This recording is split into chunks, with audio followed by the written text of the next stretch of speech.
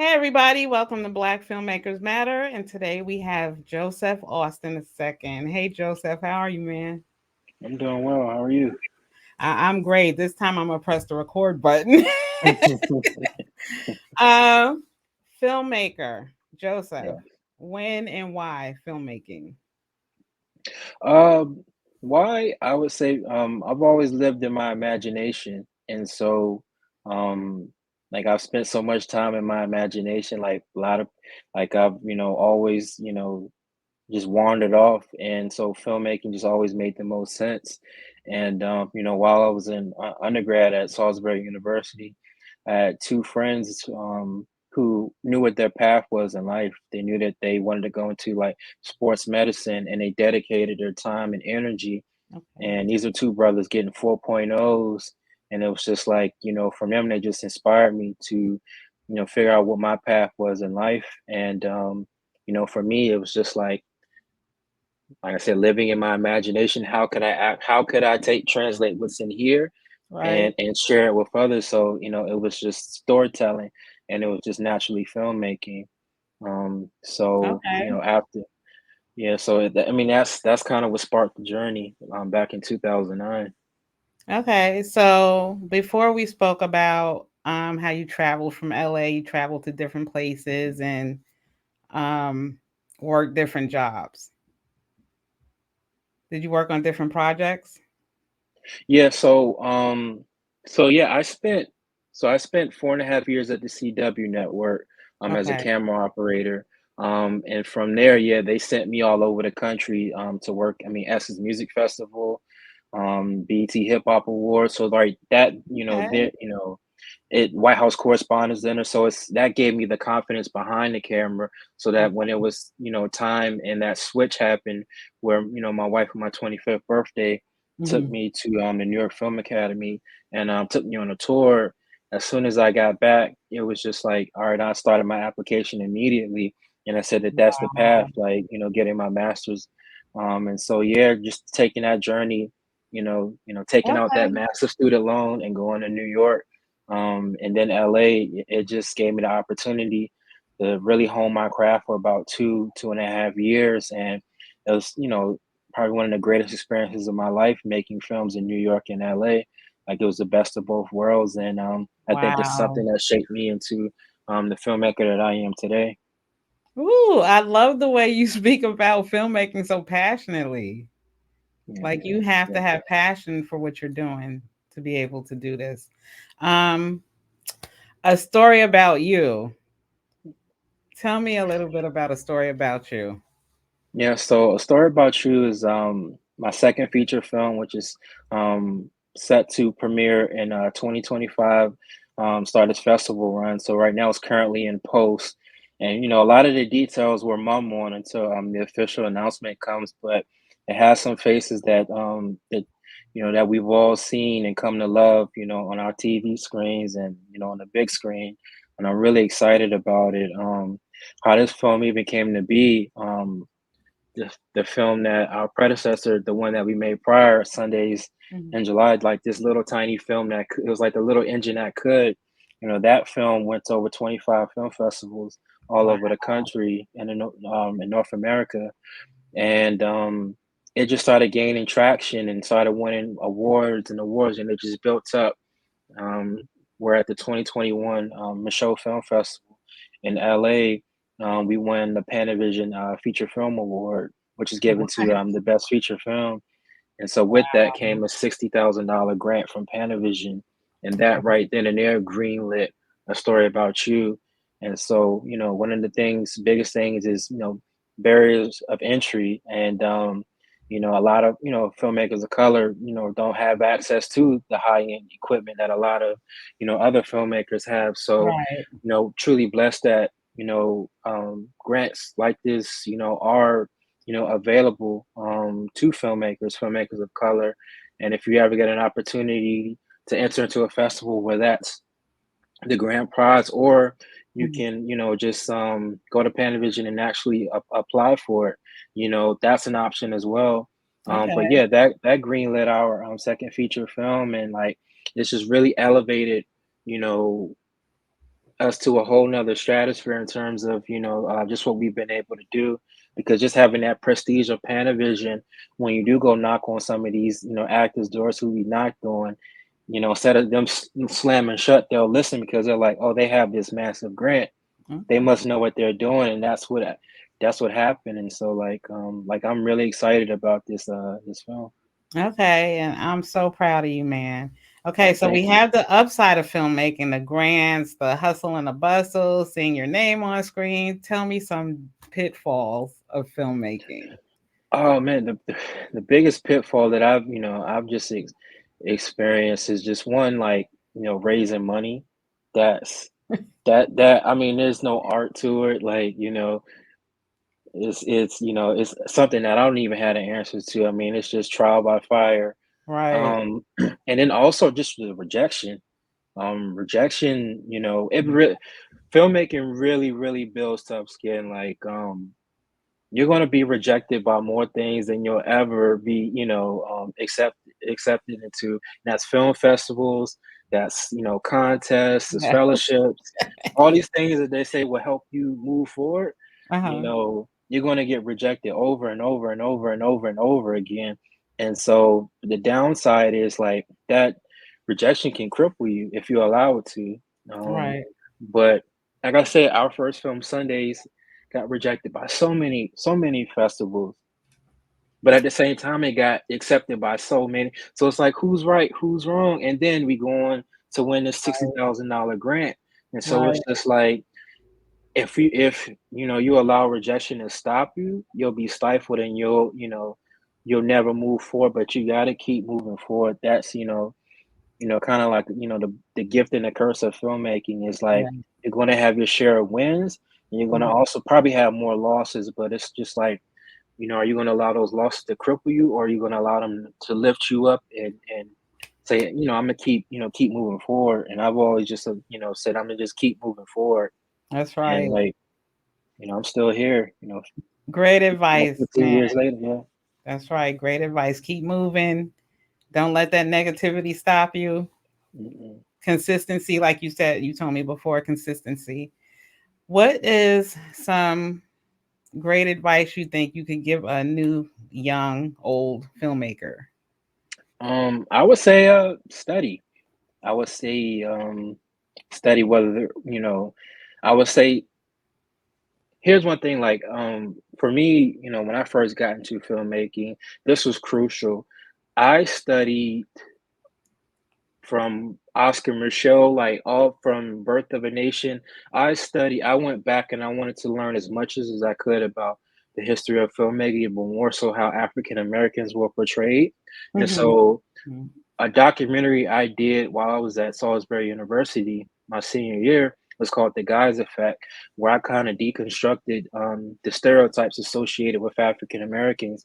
So Wow. I learned about the Sambo, the Uncle Tom, the Jezebel, you name it. So like I wanted to learn as much as I could about the negative portrayals of Black folks. And so That's I right. knew that I wouldn't be perpetuating it, perpetuating those stereotypes within my work. So I would say the biggest thing is education. And then on top of that, I would just say pick up a camera and just start shooting. That's It right. doesn't, like, again, repetition, take still photos, um, study, go to a museum, study, artists. Like there's so many, Gordon Parks, Roy De Carava, Mm, mm. like, and all those things help you establish, like, your visual style, what you like, what you don't like, Right. in paintings and all that. And so I would just say, read, write, study, and make films. I, I love this. Educational, educational. What's a big no-no on your set? A big no-no on my side is yelling. Okay. For me, that's a no-no, because you always got to keep the morale high, because you have folks, oftentimes when you're starting out, who aren't necessarily getting paid, or if they are getting paid, they're getting paid a minimal amount, and they're giving you 12, 16, maybe even 18 hours of the time. So it's just Yes. like, if you're barking out orders and this and that, you know So like, and your tone is just off putting. You're not going to get the best out of folks. So a big no no also is like, if you for me is, if you don't know something, ask questions.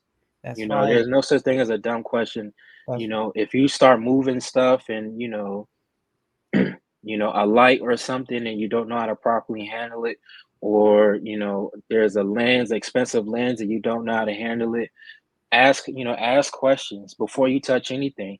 Stop, ask questions, even if it will elongate, the situation. Like, Right. never be in a hurry.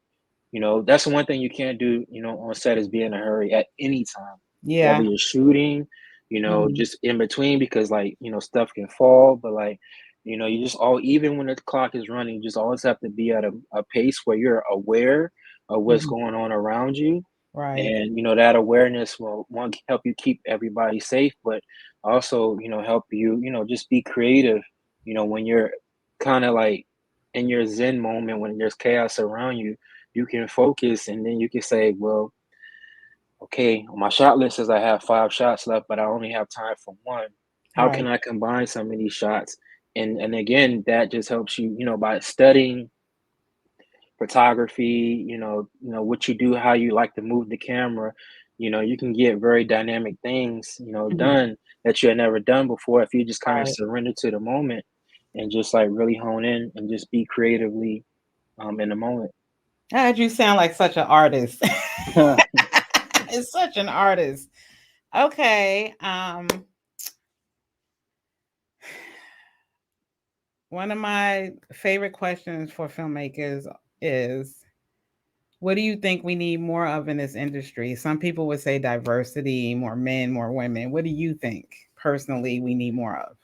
um I think we need more decision makers, behind the scenes in these offices, who have green lighting power, that look like us in those positions.